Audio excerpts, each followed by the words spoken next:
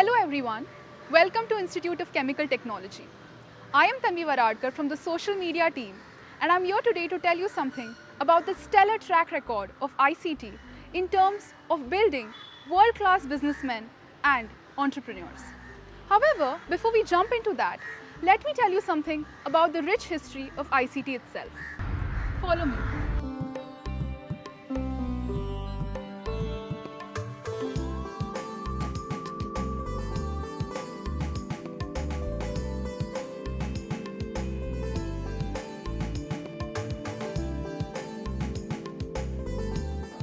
Established on October 1st in 1933, the University Department of Chemical Technology, popularly known as Udacity of the Mumbai University, with the noble intention of advancing India's knowledge reserves in chemical science and technology, the institute grew to become a deemed university devoted to education, training, research and industrial collaboration in chemical engineering, technology, pharmacy, applied chemistry, bioprocessing and biotechnology. The then Udacity grew in stature and was granted partial autonomy by the Mumbai University in 1985. Due to its size and spread of activities, it was converted to University Institute of Chemical Technology, that is UICT, in 2002 and then given complete autonomy in 2004. Upon strong recommendation from the University Grants Commission, after a thorough review process, it was given the status of deemed to be university by the Ministry of Human Resource Development, that is MHRD of the Government of India in 2008. Now known as the Institute of Chemical Technology, ICT has always had a flair for creating business leaders and a generation of entrepreneurs who are on the forefront of the chemical industry, not only in India but all over the world. We use the products made by these industrialists on a daily basis even without knowing, be it the glue stick we use to stick things up, or the medicines we take when we are sick, or the paint we choose to color our walls with. Mukesh Ambani, the chairman and managing director of Reliance Industries, K.K. Gharda, the founder chairman and managing director of Gharda Chemicals, Chandrakant Gogri, the founder chairman of Aarti Industries, and Kallam Anji Reddy, the founder chairman of Dr. Reddy's Laboratories, are a few names on this list of businessmen.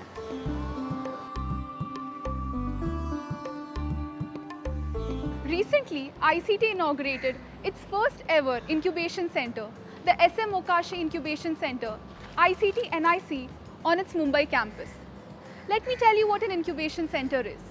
It is a workspace for people who desire to start their entrepreneurial venture based on an idea or a proof of concept. It basically provides them help in gaining office spaces or financial aid in the form of investors.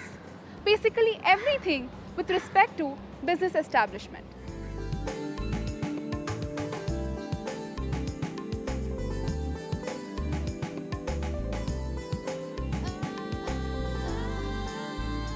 Now we are going to have a conversation with two esteemed faculty of ICT who made the incubation center a reality. They are none other than the Vice Chancellor, Professor A.B. Pandit, and the Dean of Innovation and Research, Professor P.V. Devarajan. Thank you so much for being here with us today. Pleasure. And a very hearty congratulations on the SM Mokashi Incubation Center.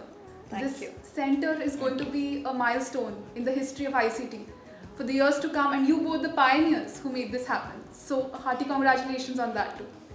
So without any further ado, I would like to ask you, Professor Devarajan, is there a selection criteria based on which the companies will be allowed to house in this incubation center? Okay, since we've just begun, Yes. we actually plan to begin with our own students who may not have companies. So we do plan to open this up to encourage and motivate students to get into entrepreneurship. So initially we would be looking at students just incubating or maybe even pre-incubating so that they get more time to decide whether they want to launch a startup. Because once they incubate, as per the policy, within 6 months they have to set up a company. So that may not happen for our novice students. So we will pre-incubate them, then move them into incubation when they are more comfortable and ready to go ahead. Okay. Professor Pandit, do tell me, what is the vision for this incubation center in a couple of years from now? Do we want to house students and startups from outside the college as well? Tanvi, I would just start answering this question by extending what Professor Devarajan said. Is many a times our objective is an incubation center. It's not a startup center. Right. And eventually it will get into a startup center. Many of our students have brilliant ideas, but they do not know what are the legalities which are involved in having a startup. Correct. So the pre-incubation activity which Professor Devarajan talked about, I think in the initial stages, at least for a year or so, this pre-incubation activity is going to be the focus of the center. All right. After that, we will have them trained in terms of what are the legal issues, what sort of expertise, what sort of documentation is required for them to get into startup. Correct. After a year or so, the real startup activities will So it's really a begin. form of training for them before the actual setup. The hand holding which we talked about, Yes. or mentoring which we talked about in that center. So what happens is a student has a brilliant idea, but they do not have the infrastructure to execute it. So they come to the incubation center for aid. So what is the procedure one has to follow in order to come for help in the first place? See, it's like this. We have started this process even without the incubation center informally. Okay. And we've started with the idea and POC competition. And in fact, right now, I think it's going on. Alright. So what our mandate is we have judges who would judge the best.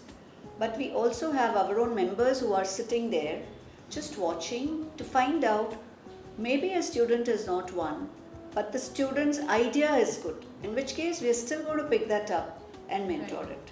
So the idea is, if a student has an idea, or a student may not have an idea but has the desire to become an entrepreneur and take an idea forward, both we are going to support.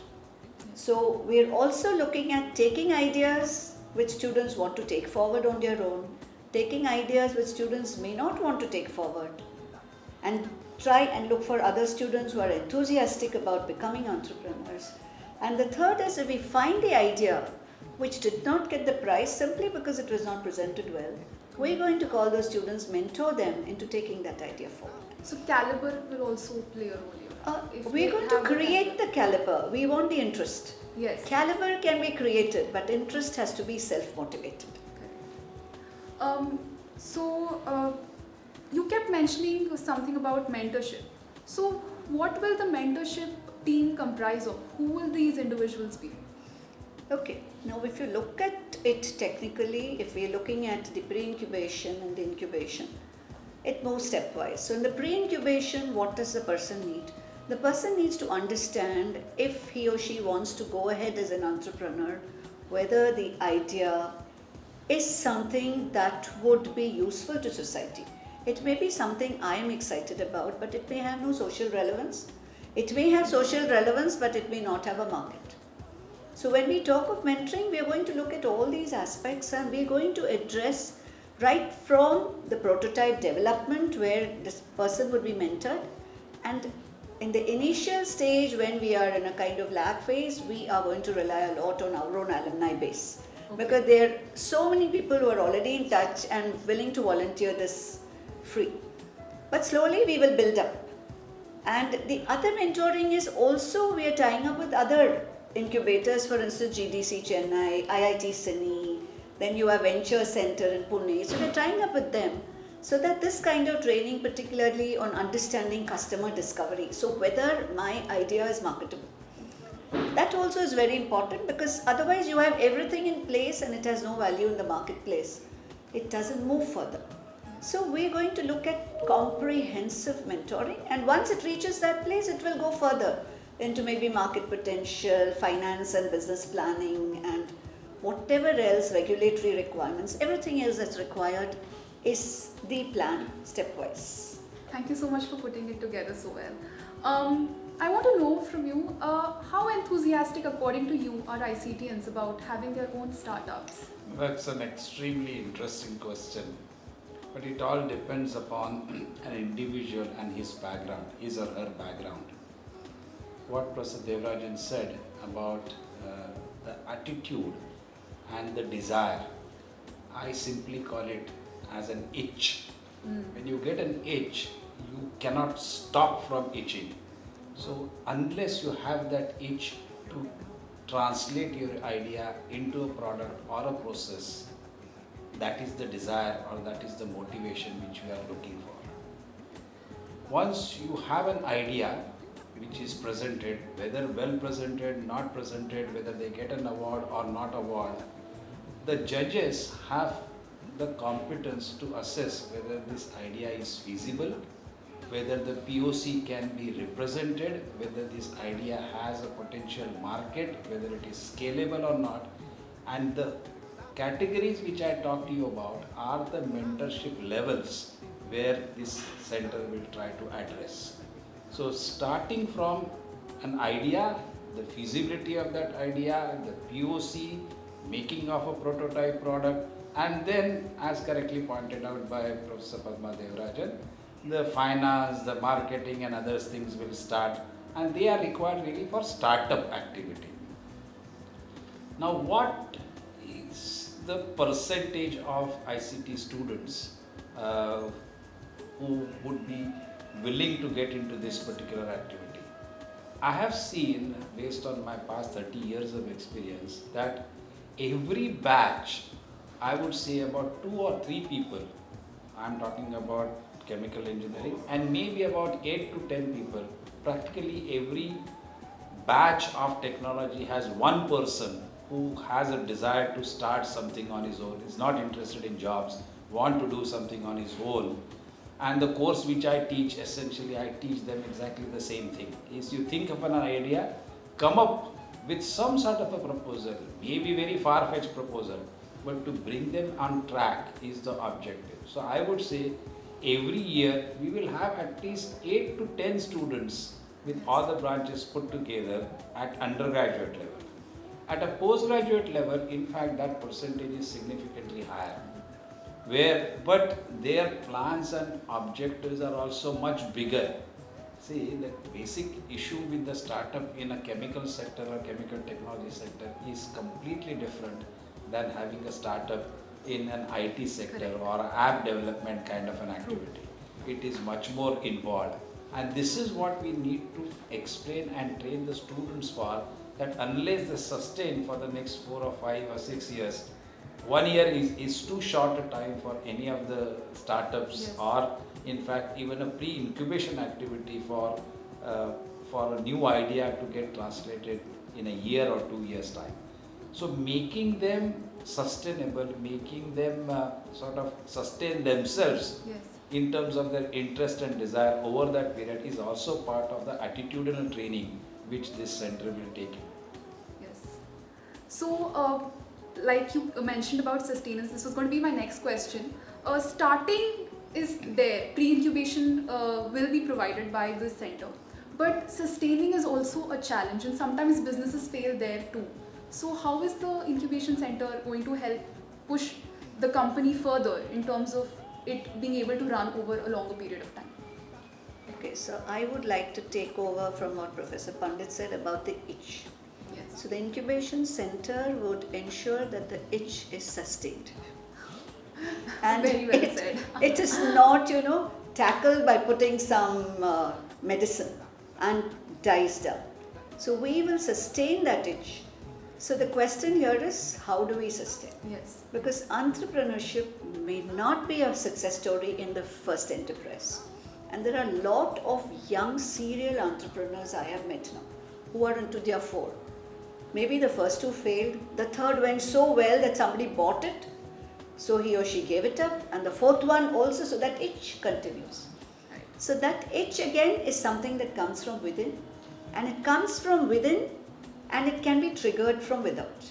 So the trigger from without we will certainly be providing in terms of exposure to such serial entrepreneurs who don't give up. So we are going to create for them role models.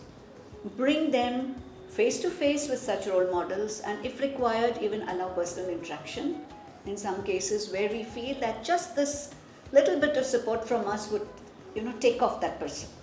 So there's a lot we have plans. We've been discussing that a lot, and yes, we've talked to alumni who are also willing to sustain this itch in very many ways, and therefore we feel very positive that it's going to take off very well. The kind of highs which you get of a successful Yes. startup is unimaginable. Right? So, if you, as she said, that one or two first attempts fail, but the third attempt results into something, you build a company to a certain level where it is valuated and you sell it off.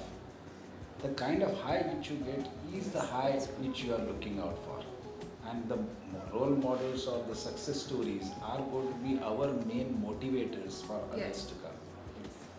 We also have a startup policy. So in terms of sustainability, on an angle of attitude and effort, also is being looked into in terms of the financial sustainability. Yes. So we will have an opportunity to have part shareholding of ICT, we'll have some royalty sharing, we'll have some licensing fraction money coming back into ICT. So all these things have been well elaborated in our startup policy, which is on the web. One can have a look at it, and that is how we are going to be able to financially sustain the center. Yes. I would like to just add a little bit, particularly for our undergraduate students, where ICT is not going to have an equity share. So for undergraduate students, it's only going to be support from our side without mandatory returns. What they give back to the institute would be voluntary. But for postgraduate students, it's going to be so minimal Small fraction. for what they get. So this is very important message that I would like to send out to all the undergraduate students, that if you have an idea, they must come forward and take advantage of all that they're getting, because it's only going to be receiving for them at this point. Yes. And with that, if they gain, it's a huge gain for ICT in terms of having produced an entrepreneur. So that's what ICT is looking for, building people. This is what Professor Sharma had said very recently in one of his talks. He said, as a teacher, my role is to build people. So we have been building people as educationists into professionals, and now we are proactively looking at building people also into entrepreneurs. Absolutely. We spoke a bit about role models, alumni. So ICT graduates, quite a few of them are world-class businessmen. So this question is a little critical, mind you. Why did this incubation center come in so late in the life of ICT? Why was there a delay? Is this to me or? Yes, you can answer. See, there is a time of maturity for every idea. Right? The desire comes from developing a sustainable number. When you have only one or two people out of a batch of large people with no innovation as well as startup culture in the system, you will have every year ICT has more than 500, 600 first generation entrepreneurs. So in spite of not having any training given to them from ICT, they have been very successful. Imagine if ICT starts getting involved into giving them an official training, what kind of numbers we are talking about. So till we develop that critical mass of the numbers which are going to be interested, then only we'll be able to sustain it. Imagine you have a big center and one person is being incubated, two people are being incubated. That is not going to be sustainable. So only when you have a critical mass of the students, which we have realized it, over take with 1, 2, 3 programs, the kind of desire the students have in terms of having startup, followed by the government's push of Atmanirbhar Bharat. True. These are some of the catalysts which have prompted us to get into training of the students also in the business ethics and business conduction rather than just giving them technical training. And I have a small difference here in terms of delay. Yes, probably we've started this after 85 years of being in existence, But as Professor Pandit pointed out, the need and the opportunity is today. Startup India, Make in India, Stand Up India, and Atmanirbhar Bharat is the latest call. So, in keeping with that need, I must really thank Professor Pandit for the speed with which he moved from the Innovation Council to the Incubation Center. Because I had approached him when he took over and said, we will look at it, let's look at it sometime. And this was really fast forward. It moved at jet pace that it took the Innovation Council and myself some time to really register that okay, it's done. And now we have to really move in that direction at jet speed. We've already started working, but actually speaking, I would not call it a delay. I would say we have moved very, very fast. That's truly remarkable. You both have been teaching at ICT for more than 2 decades now, and you have observed so many batches of engineers and technologists graduate from here. What is your personal observation when it comes to these engineers, especially with respect to how they are from this generation and how they were from your generation? Do you see any difference in their attitude, or is there a difference at all? Of course, there is a difference in the attitude. People from our generation were not really much bothered about money. They were bothered about the technical skill set which they were looking out for. Now, people in this generation are looking out for fast returns. They realize the fact that fast returns are only possible when you have a sustained effort in translating innovation into a startup.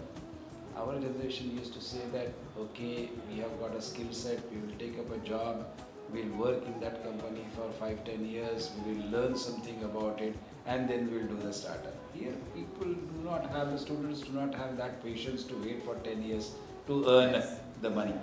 As a result of this attitudinal change has also made them highly motivated and say geared towards that particular activity of incubation, translation and converting into startup. So this is the basic approach which I see. I would say that ICT has been fortunate enough that we do give due importance to the startup. At the same time, we insist on developing a skill set which is equally important, because the kind of business or startup which you have, which is based on the sound fundamental principle, is the one which is sustainable. You will find that students from IIT and others will also, but they don't necessarily have startups in their core training. They will have startup irrespective of whether you're a mechanical engineer, chemical engineer, civil engineer. They'll have startup in IT, they will have startup in app business, they will have startup. Whereas we see that majority of our students keep practicing chemical engineering, chemical technology. And they would be, so in terms of the value for return which you will get in terms of their contribution to the society, in terms of development of a product, development of a process, is far more and far sustainable as compared to these short startups which acquires a quick money and then get out of it, because apps and others has a very short half-life. That's true. Yes. You both have also been students at ICT. So now that you're teaching here, and once upon a time you were in the shoes of your own students, what is your own observation when you see your students making these mind-boggling innovations, coming up with technology that is changing the face of the industry? How does it make you feel? It feels extremely proud. Is that we are part of this entire, let's say, activity. One thing I must tell you that we are also students. Even though we are teachers, we are also students. We continue to be students. We continue to be lifelong students. As long as we are in ICT, we are students. Please try to understand that we are surrounded by students of the same age, people like you. You will stay here for 4 years, go out, 5 years, 6 years, go out. Somebody else will come and take your place. So the students who are surrounding us are of the same age. Yes. So we might have worked here for 30 years, we feel that we haven't aged at all, so our thinking also doesn't age that much. Because we are surrounded by the same environment in terms of the youth, in terms of their thinking, in terms of their culture. So that is what keeps us young, at least mentally. Yes. Right? And this is what the basic difference which I see in terms of the attitudinal change which has happened and which continues to happen. And I think for a teacher, when a student excels, it gives the teacher a high. Because it kind of tells you that maybe you've played a 1% role or a 5% role, you really don't know. But you feel good to see students doing better than you. I think that is one thing that almost all teachers look for, that our students must get out and be absolutely successful, not necessarily monetarily, but success in serving society. It could be any kind of success. But whatever they are doing, if they are successful, it's certainly a wonderful feeling for a teacher. And like Professor Pandit said, for us, we never age, because we are always at the 18 to 25, max 30, some PhD student age, Yes. So that keeps us really young, yes. But I must tell you one thing, that earlier in between I've heard people say that once somebody is 60, they must move out of the scene.